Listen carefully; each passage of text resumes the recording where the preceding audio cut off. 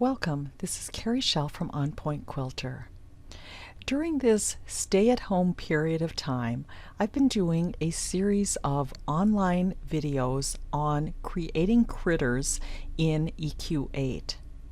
For our blog post today, I decided to do one of these critters, which is a monkey. All of my video tutorials are adaptations of how to draw videos that I have found on the internet. On the home screen, select Design a Block from Scratch. Select a new block, Applique, Motif. In the Precision toolbar, change the block width and height to 12. Change the snaps to 4 since we won't be snapping to a grid. And under Snapping Options, turn on Snap to Nodes of Drawing, along with auto join segments when drawing. Also turn on Hide Show Autofill on closed patches. We're going to start by drawing the face. So under the Shapes tool, select the circle. Click and drag on the work table to draw the head. Drag another circle for the face. To keep the circle from becoming an ellipse, use the Control key when resizing. And then let's do a clone, and let's overlap those circles. And then we're going to do another clone, and we're going to turn this one into an ellipse by dragging one of the sides. And to rotate it, we're going to select the controller command key when selecting the crosshairs in the center. Then drag one of the corners to actually rotate it. After resizing all of the circles and ovals, now I want to combine the top 3 shapes. In order to combine, I will need to have nodes at the intersection points of each of the shapes. Double-click on a segment to add a node. Select the Edit tool and then select directly on a node and select Break at Node. To better access all of our segments, I'm going to turn off Hide Show Autofill. Once I have done 2 break at nodes, I can use the Pick tool to take the segment I won't need and select Delete.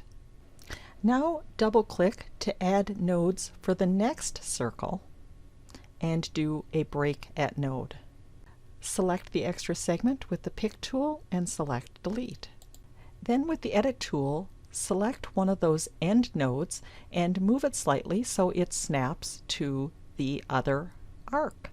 Now select the oval and double-click to add nodes, and then click on the node and select Break at Node. And then I'm going to zoom in and double-click, click away, select the node and do a Break at Node. Select the extra segment with the Pick tool and select Delete, and with the Edit tool connect up the nodes. And then I can turn on Hide Show Autofill. Select the Shape tool and draw 2 circles that will be used for the eye. And if I want to put a little bit of a cut in that eye, again, I will do a break at node, and I can, with the Draw tool, select the Bezier curve,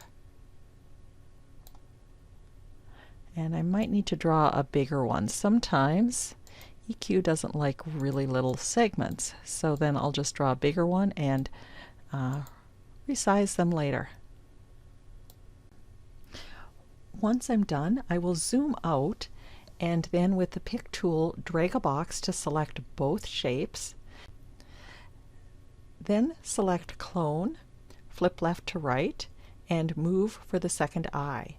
If I want to rotate with the controller command key, I'll select that center and drag the corners to affect the rotation.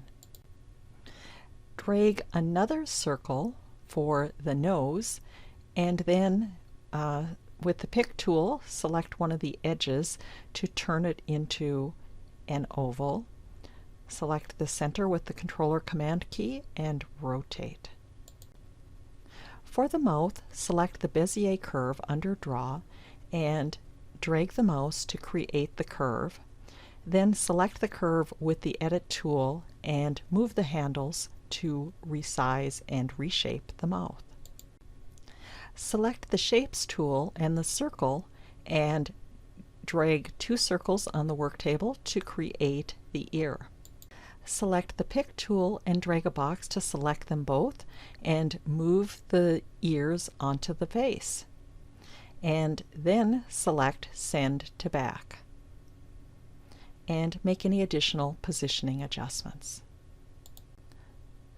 Select Clone and move the double set of circles. Click on the center with the controller command and drag to rotate and send to back. For the body, select the Shapes tool followed by the circle and drag a circle to start the body. And with the Pick tool, we'll just drag one of the edges to position the body a bit and then do a little bit of a rotate. Send to back. Now let's work on the tail. Select the Draw tool followed by Freehand and slowly drag a spiral in the position of the tail. Select the Edit tool and either move arcs and nodes or adjust the handle until you have a pleasing spiral. Select the Draw tool and I'm going to do a Fit to Work table and then select Brush Stroke and double click on the tail. Now if that's too wide, I can reduce the size by adjusting minimum width and boldness until I've got the size that I want. At this point you can zoom in and still make tweaks to the original spiral. Once I have something I like, I can select it with the Pick tool and select Convert to Patch. For the arms and legs, select the Draw tool followed by the Bezier curve and draw one curve for each of the limbs. Make sure you're zoomed out and select the brush stroke and double click and adjust the width and height for each of the limbs. I also found it useful to change the end cap to round. And then select Convert to Patch and repeat this process for the other leg and the 2 arms. Select each of the limbs and select Send to Back. Now let's draw a hand, and to do that I'm going to use the Freehand tool, and what I found is it's useful when you do a drag, draw the curve, and then release, and then click and hold and drag again for the next curve, click, hold, and drag for the next curve until you have all your fingers done. Select the Edit tool and make sure the beginning and ending nodes are connected, and you can tell that if they fill in, and then go ahead and adjust the curvatures of all of the arcs until you have created a hand that is pleasing. With the Pick tool, select the hand and select Send to Back. And I will do a clone, flip left to right, click on the center with the Control key and drag the corner to rotate and move it into position. Select the hand with the Pick tool and send it to the back. Select the Draw tool along with Freehand and draw the foot similar to the method that we used to draw the hand. Select the Edit tool and clean up the drawing of the foot. Select the foot with the Pick tool and move it in position, and if necessary make adjustments to placement of the leg as well as the foot, and then for the foot select Send to Back.